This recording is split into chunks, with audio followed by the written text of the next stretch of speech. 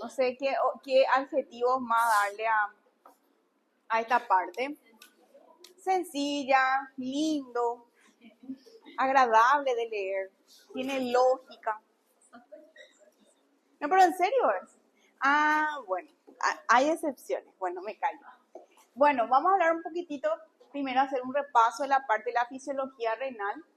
Entonces sabemos que tenemos dos funciones por parte del riñón. Tenemos una parte urinaria, justamente formar la orina, y la otra parte tiene que ver con su función endocrina, con la homeostasis, osmolaridad, electrolitos, regulación del agua corporal y de la presión arterial, como ustedes ya saben, dominan. Y la parte endocrina que ya les dije. Y lo de formar la orina. Bueno, entonces nos sirve para qué? Para filtrar grandes volúmenes de plasma, reabsorber volúmenes de agua, excretar sustancias y secretar también las sustancias químicas que el cuerpo necesita y regular varias funciones. Energéticamente son el 0,5% del peso corporal, consumen 7% de la energía total y corresponden al 25% del gasto cardíaco. Esto ya habíamos visto también en la parte de cardio. Y el 95% de su gasto lo usa para el transporte de sodio.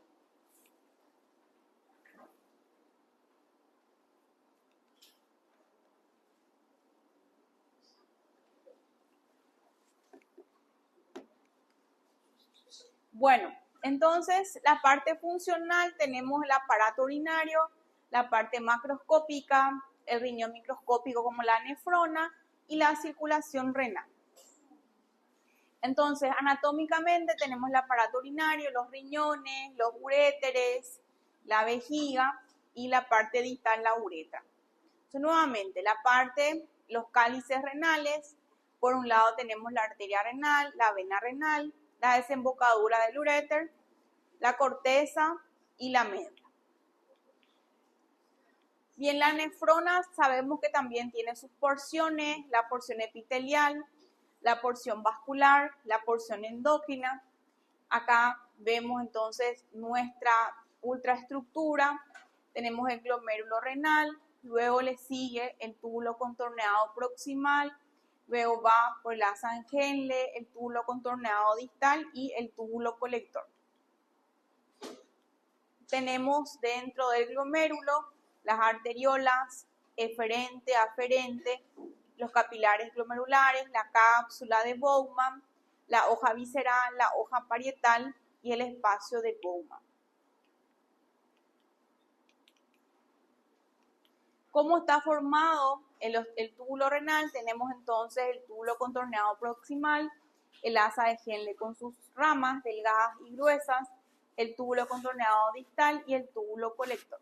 Entonces ahí vemos nuestra arteriola aferente, eferente, el glomérulo, seguido por el túbulo contorneado proximal, el asa de Henle con sus dos ramas, túbulo contorneado distal, corteza, médula y túbulo colector. Bien, entonces, ¿qué podemos hablar así a grandes rasgos de estos segmentos? El túbulo contorneado proximal está en la corteza, vimos que está cerca del glomérulo, tiene células cúbicas y su función básicamente es para la reabsorción. Luego tenemos el asa de Henle, que también ya esta se encuentra en la médula, tiene células cúbicas, la parte delgada es para principalmente concentrar la orina y la porción gruesa es impermeable al agua y sirve para el transporte de cloruro. Luego tenemos el túbulo contorneado distal que nuevamente se encuentra en la corteza, está distal al glomérulo. Ahí tenemos células con riveste en cepillo. ¿Y para qué sirve? Sirve para la excreción y para la reabsorción. Luego tenemos las partes ya del túbulo colector que se encuentra, que tienen porciones ya en la parte de la corteza y también en la médula. Tenemos dos células, las intercaladas y las principales, y Lo que tenemos acá principalmente es la difusión facilitada del agua.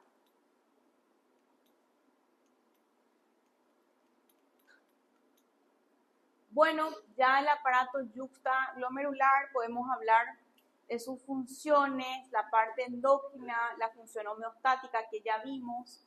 Acá sus funciones, ¿verdad? Cuáles son el porcentaje de la heterogeneidad celular, principalmente en la corteza, en la parte más externa, es isotónica y recibe el 88% del flujo sanguíneo renal. Luego, el 12% recibe la médula principalmente. Bien, esto nada más era para poder repasar un poco lo que es la parte vascular, cómo se van distribuyendo las arterias, la parte arterial. Tenemos entonces la arteria renal, las interlobulares, las arterias arcuata, interlobulares, aferente, capilar, eferente, red capilar, peritubular y el sistema venoso. Así mismo te van a estudiar para la final.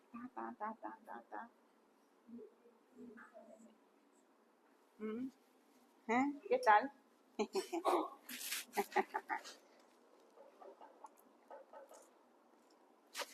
No digo nomás. Bueno, tenemos entonces acá la microcirculación, la parte cortical, también la parte de los glomérulos y en la parte medular. La inervación también es importante, cumplen funciones más bien relacionadas al sistema nervioso autónomo. Ahora tenemos fibras simpáticas que son vasomotoras y secretoras. Tenemos también terminaciones dopaminérgicas y los presoreceptores, o sea, los receptores de presión y los receptores de quimiotaxis, ¿verdad? Los quimioreceptores. Entonces, en resumen, la función de los riñones es formar orina. Ya vimos cuál es su función dentro del eje para el control de la presión arterial, ácido base, la parte endocrina, la homeostasis, la osmolaridad, la volemia y la concentración de electrolitos. Entonces, en resumen, ¿verdad? Hablamos de función de filtración, ocurre principalmente en el glomérulo, la reabsorción en el túbulo renal y la excreción también en el túbulo renal. Bien, esto sí es bastante interesante, este es un repaso, ¿verdad? Bien de la parte fisiológica que tiene que ver del manejo de presión, ¿verdad? ¿Cuáles son las fuerzas que favorecen que ocurra el filtrado glomerular dentro, o sea, del glomérulo, ¿verdad? Entonces, por un lado, para favorecer, tenemos la presión hidrostática del capilar glomerular. ¿Y cuáles son las fuerzas que se oponen? Tenemos la presión coloidosmótica y la presión del espacio de Bowman. Y esto nos da una presión efectiva de filtración que es de 10 milímetros de mercurio. Esto nosotros ya vimos cuando hablábamos de ácido base, cómo están distribuidos el sodio, el plasma ultrafiltrado y también otros componentes.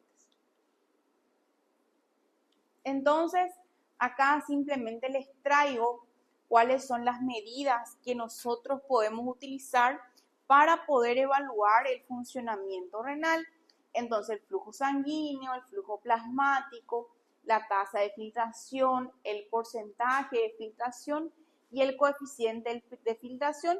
Y la sumatoria de esto, ¿verdad? Del flujo sanguíneo renal, del flujo plasmático renal y del volumen tasa de filtración es lo que nosotros nos brindan para lo que es el clearance. Bueno, entonces el filtrado glomerular, ¿verdad? Tiene cierta relación o cambios en cuanto a la edad. Ahora entonces vemos recién nacido más pequeño y va aumentando progresivamente. Pero, ¿verdad? En mayor de 40 años, 8,5 ml cada 10 años va aumentando. Y el filtrado glomerular, esto sí es importante, ¿verdad? Es inversamente proporcional a la creatinina. Quiere decir que a menor creatinina tenemos mejor filtrado glomerular, ¿verdad? O sea, sí. Bien, tenemos entonces ya cómo se regula esta parte de la circulación. Tenemos entonces la miogénica, que tiene que ver con la vasoconstricción refleja del estiramiento, también relacionadas a la carga tubular de sodio y también regulación extrínseca, ¿verdad? Ya como sabemos el simpático, de la angiotensina 2 que vimos en la parte de cardiología y del óxido nítrico. Bien, luego tenemos esta parte bastante interesante que ustedes ya habrán dado todo en histología, ¿verdad? ¿Qué ocurre en la reabsorción tubular? Viene a ser el transporte del líquido disoluto desde la luz hacia el capilar peritubular, ¿verdad? Necesariamente, en algunos casos, hablando del transporte pasivo, requiere, ¿verdad?, del transportador. Entonces, activo puede pasar glucosa, aminoácidos, lípidos, vitaminas; pasivo, agua, urea, cloruro, fosfato.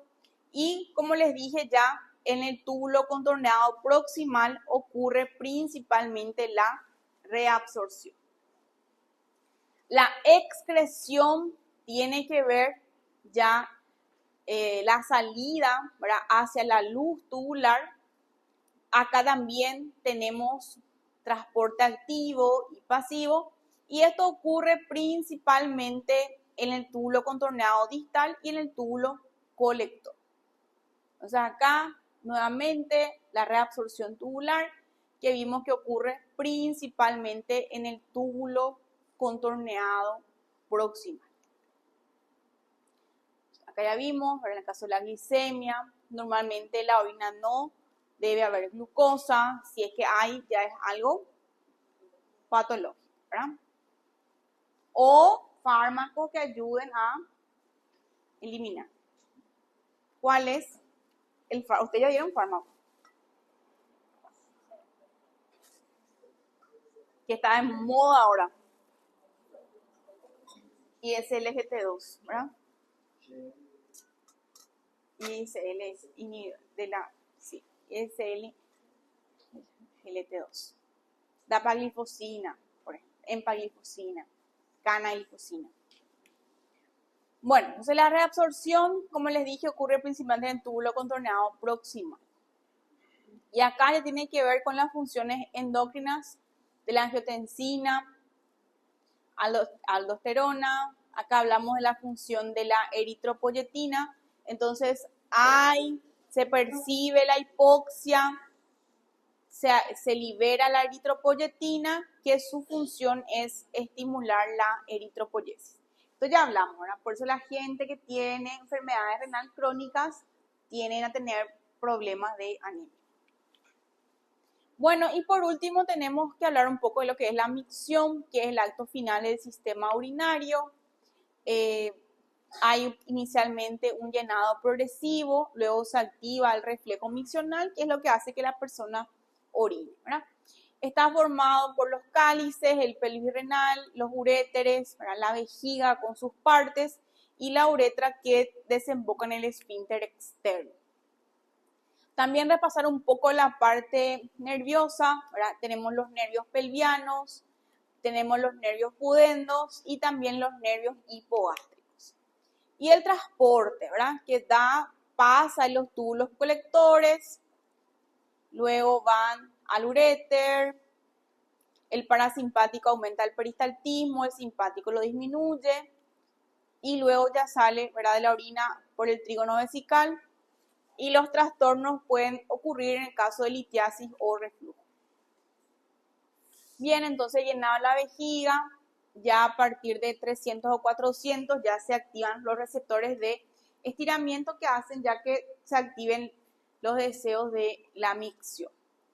Y el reflejo miccional como tal está relacionado a la médula espinal. Tenemos receptores sensitivos en la uretra posterior y también va por parte de los nervios pudendos. Y la micción voluntaria tiene que ver también la acción de los músculos abdominales, ¿verdad? Y la fisiopatología tiene que ver con la enuresis, cuando la persona tiene dificultad para poder controlar la micción, vejiga atónica, en el caso de incontinencia por rebosamiento, afectación del reflejo miccional o una vejiga neurogénica. Ya pasa todo. Rebosar es cuando vos, por ejemplo, cargas algo y sale. O sea, se llena, la persona no percibe y eliminas. Sí, no existe un control esfinteriano como tal. Por eso, por rebosamiento.